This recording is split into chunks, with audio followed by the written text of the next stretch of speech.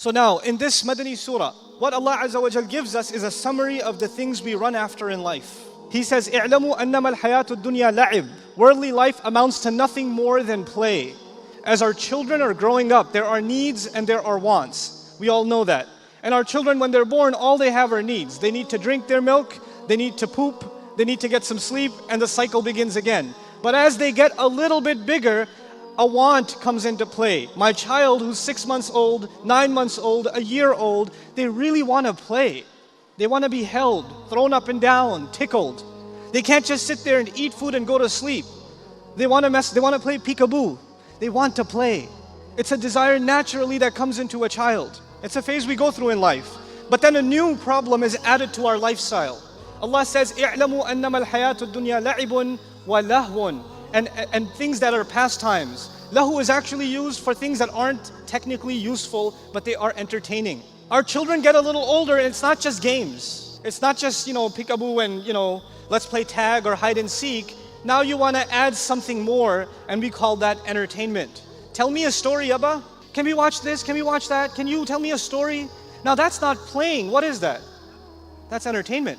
It's the next phase. It's a new desire that's been added to the arsenal. And of course that entertainment and playing and entertainment combined together is now the new video game industry, right? There are stories and there are gameplay that are combined together. And of course the biggest consumers of those things are children.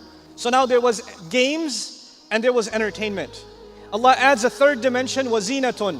Tazyeen actually means beautification. Zina means beauty itself. Beauty itself becomes an obsession. You know what that means? That means puberty hits. That means you become a teenager. That means you start become really obsessed with how you look. When you were 10 years old, 9 years old, you didn't care if your shoes didn't match. You didn't care how you got dressed. You didn't care how anybody else dressed. But now that you're 13 years old, sister, you spend 45 minutes in front of a mirror fixing your hijab. And one side of your hijab is higher than the other. And you're slapping your head as hard as you can. And it's not going down. And then on the other side you have guys, they can't grow facial hair, but they really think they can. So they're staring really hard in the mirror. It's coming, it's coming. Oh, I see one. I've seen young men walk to the masjid. They're walking to the masjid for Jumu'ah and they stop and check themselves out in every car's reflection. You're obsessed with beauty, with fashion, with clothes, with interior design. You start decorating your room at that age. And then this passes too.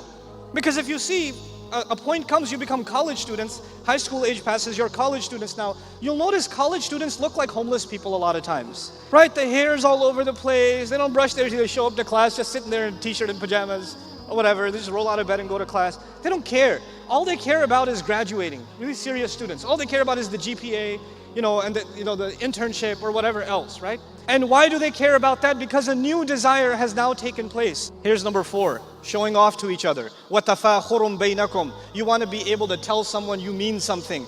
There's a pride. You want to show people what you've accomplished. When people graduate, what do they get? They get a diploma. And what do they do with their diploma? They stick it in a drawer somewhere where nobody will see it. What do? They put it up on the wall so people walk in and they see it. You want to show people what you've done. So now we're at the point where your desire is to show people what school you go to, where you graduated from, what job you have, your first apartment, your first car. So now this tafakhurun bainakum is added to the mix. You still really like games, you still like entertainment, you still have a sense of beautifying yourself and being attracted to beauty, but now add to that you want to show yourself to others. And then even that age passes, you get married, you have kids. All you can think about is what? The kids. That's all you can think about. Do we have groceries enough for breakfast tomorrow? Are there uniforms ready for school? But now there's a mutually shared concern about making money. You will go through the same cycle that so many thousands and millions before you have gone. Allah summarizes the things we run after that we think will make us happy. A child thinks they'll be happy when they play.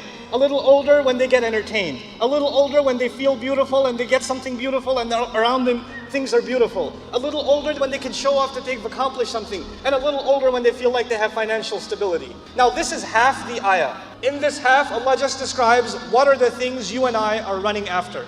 In the second half, Allah compares it to something. I hope you can pay attention to the second part because this is where the guidance is from Allah Azza wa Jal on these pursuits of happiness. He says, كَمَثَلِ غَيْثٍ أَعْجَبَ الْكُفَّارَ نَبَاتُهُ. It is like heavy rain. Ghayth means perfect rain. So Allah says the example of the things you run after is like perfect rain. أعجب الكفار نباته. The farmer who planted the seed in the ground is so happy because of the produce of that rain. Then Allah says, ثُمَّ يَهِيجُ. Then that plant matures. Now when a plant matures, what is the next logical step for a farmer? You crop, you harvest, you cut. But the ayah is very strange. He actually says, فَتَرَاهُ مُصْفَرًّا. You will watch it turn yellow. And he says, ثُمَّ يَكُونُ حُطَامًا. Then it will turn into hutam. Hutam is literally things that are stepped on without any consideration. Allah says in this example, this is the example for you and me to understand our life. You have to make a video of your child holding a toy that they haven't opened yet. And make sure you make it last. Because that is the happiest few minutes your child will have with that toy. It is like that farmer who is so nervous. Is it gonna rain? Is it gonna rain? Is it gonna rain? When it rains, he's super happy. He hasn't even seen the farm crop yet. He hasn't seen it mature yet, but he's still happy. So this kid is excited. And then finally he opens the toy. And he plays it with it for about a total, I'll give you 3 hours. Where do you find the toy after that? Under the bed. Where's your toy? I don't know. In a matter of minutes, this thing that was such an object of my child's desire is now worthless. What did Allah describe as worthless? The farm. It was such a big deal to you. And when you got it, you didn't reap its benefits. It just became worthless to you. But Allah Azza wa Jal tells us that all of the things that we want so badly we'll start losing interest in them. And then He says in the concluding remarks of this ayah, وَفِي الْآخِرَةِ عَذَابٌ شَدِيدٌ وَمَغْفِرَةٌ مِّنَ اللَّهِ وَرِضْوَانٌ. And at the very end is either eternal, intense punishment. That is the only thing that you won't get used to. The punishment of Jahannam is not something anybody will ever get used to. The desires of this world and even the pain of this world you can get used to. But that desire and that pain you will not get used to. And then He says, وَمَغْفِرَةٌ مِّنَ اللَّهِ. And forgiveness from Allah, meaning that is permanent. And then finally He adds وَرِضْوَانٌ, which means incredible contentment. You will finally be satisfied. You will not look for the next thing. In this world, I don't care if it's Superman or Iron Man or whatever movie you want to watch, you will come out of it waiting for the next one. You will not come out satisfied.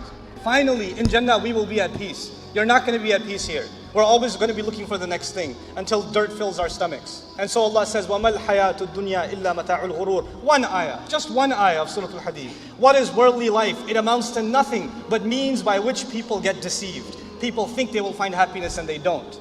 People think they'll love their new big giant house. When they're 90 years old and their kids have moved out, that house is adab for them. It's not a joy for them anymore.